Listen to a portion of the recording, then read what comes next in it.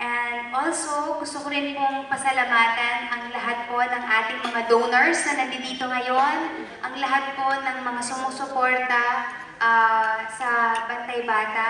Mabuhay po kayong lahat.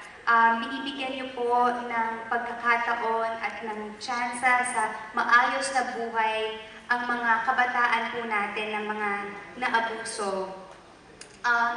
Your donations have benefited thousands of children through the years. Marami na po tayong na-send sa school para po ma-encourage at ma-empower po ang ating mga kabataan. Marami na rin po tayong nabigyan ng decent meals. Marami na po tayong mga bata na na-rescue. At syempre po marami na rin po tayong mga naipagamot ng mga kabataan. At syempre po whenever possible na ma-reunite po sa kanilang mga pamilya. Yun po ang pinaka-importante. At ulitin ko po mula sa kaibuturan ng aking puso. Maraming salamat po sa inyong suporta at inyong donasyon. Pero syempre, hindi po dyan lahat natatapos dahil meron po tayong panibagong laban na kinakaharap po ngayon. Yun po ang tinatawag natin child sexual abuse and exploitation na nangyayari po yan sa online. At ang nakakalungkot po dito ay minsan ng mga magulang ng mga kabataang ito ang siyang namumuno at namumuna sa pag-exploit ng ating mga kabataang Pilipino.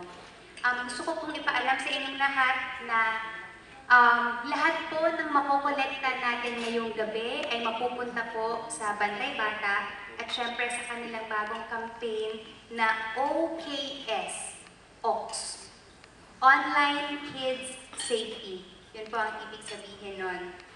Tumataas po ang kaso ng exploitation online ng ating mga kabataan sa Pilipinas dahil po yan sa poverty, dahil po sa kahirapan.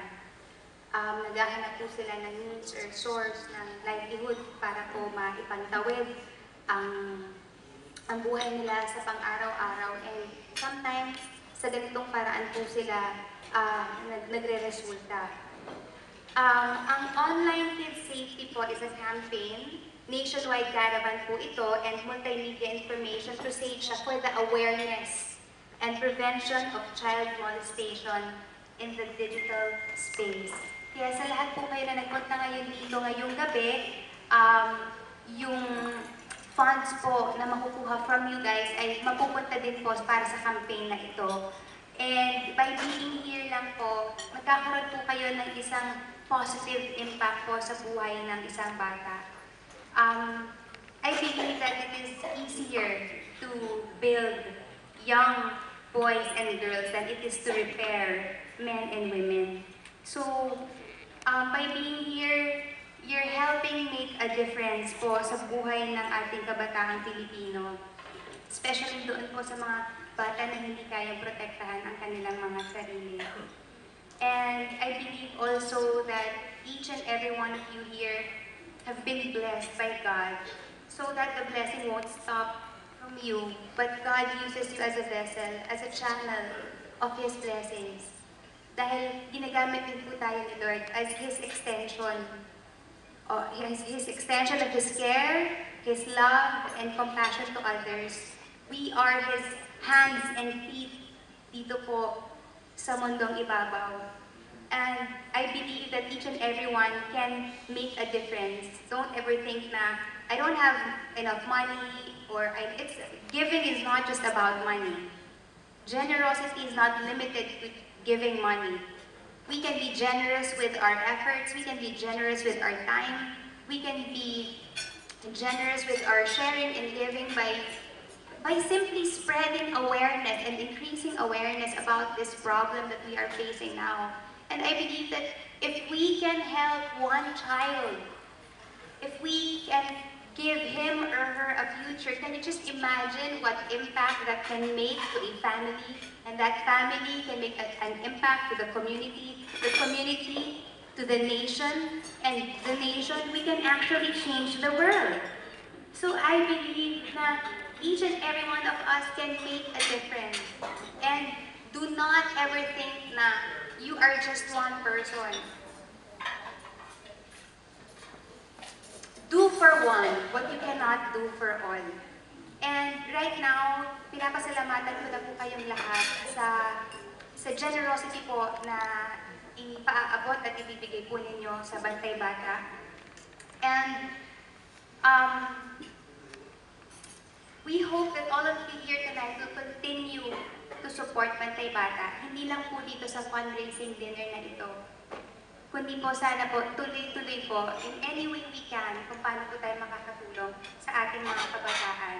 Ang Bantay Bata po ay isang advocacy para po mag-rescue, mag-care, at syempre po para po sa development ng mga abused kids po natin sa Pilipinas. And your donations will go a long way para po sa mga tao na nangangailangan ng love at ng suporta po ninyo. And I hope that after tonight, you tell your relatives, your friends, your office mates, at kung sino po ang mga tao na makakasalubong ninyo about this advocacy. And I also hope that you use your social media in a more meaningful and purposeful way by increasing awareness about the problems that we are facing right now. Please post about it, speak up on your Facebook or your Instagram and your Twitter. I mean, I believe that social media is a neutral ground. Tayo po ang nagbibigay ng power sa social media natin. So, gamitin po natin yung power na meron ng social media sa kabutihan and to increase awareness.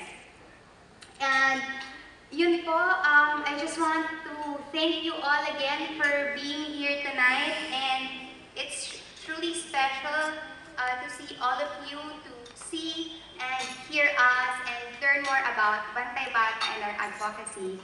God bless you all and have a great night.